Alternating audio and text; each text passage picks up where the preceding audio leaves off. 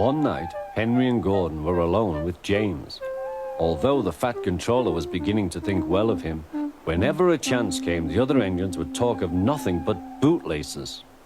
"Remember the time one had to be used to get you out of trouble, James," they would tease.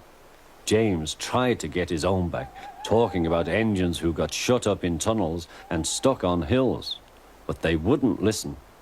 "You talk too much, little James," said Gordon.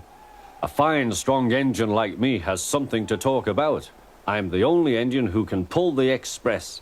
When I'm not there, they need two engines. Think of that. I've pulled expresses for years and have never once lost my way. I seem to know the right line by instinct." Every wise engine knows, of course, that the signalman works the points to make engines run on the right lines, but Gordon was so proud he had forgotten. "Wake up, James," said Gordon next morning. "It's nearly time for the express." "What are you doing? Odd jobs?" "Oh, well, we all have to begin somewhere, don't we? Run along now and get my coaches. Don't be late." James went to get Gordon's coaches. They were all shining with lovely new paint. He was careful not to bump them, and they followed him smoothly into the station, singing happily, "We're going away, we're going away."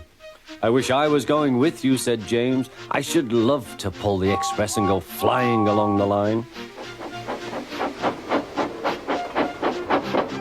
Gordon, with much noise and blowing of steam, got ready to back onto the train.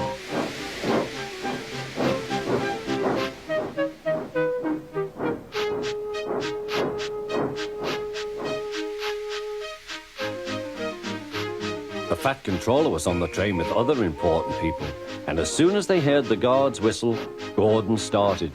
Look at me now," he puffed, and the coaches glided after him. "Poop, poop, poop, poop, poop. Goodbye, little James. See you tomorrow." James watched the train disappear and then went back to work. He pushed some trucks into their proper sidings and went to fetch the coaches for another train. James had just brought the coaches to the platform when he heard a mournful noise. There was Gordon trying to sidle into the station without being noticed. "Hello, Gordon. Is it tomorrow?" asked James. Gordon didn't answer. He just let off steam feebly. "Did you lose your way, Gordon?" said James. "No, it was lost for me. I was switched off the main line onto the loop. I had to go all round and back again." "Perhaps it was instinct," said James. Meanwhile, all the passengers hurried to the booking office. "We want our money back," they shouted. But the Fat Controller climbed on a trolley and blew the guard's whistle, so loudly that they all stopped to look at him. Then he promised them a new train at once. "Gordon can't do it," he said. "Will you pull it for us, James?" "Yes, sir, I'll try." So James was coupled on and everyone got in. "Do your best, James," said the Fat Controller. Come along, puffed James.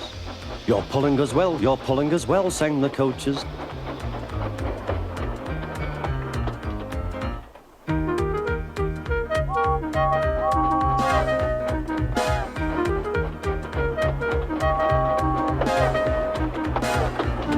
Bridges and stations flashed by, the passengers cheered, and they soon reached the station. Everyone said thank you to James, and the Fat Controller was very impressed. "Well done," he said. "Would you like to pull the express sometimes?" "Yes, please," answered James. Next day, when James came by, Gordon was pushing trucks. "I like some quiet work for a change," he said. "I'm teaching these trucks manners. You did well with those coaches, I hear."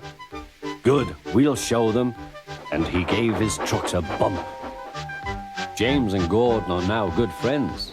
James sometimes takes the express to give Gordon a rest. Gordon never talks about bootlaces, and they are both quite agreed on the subject of trucks.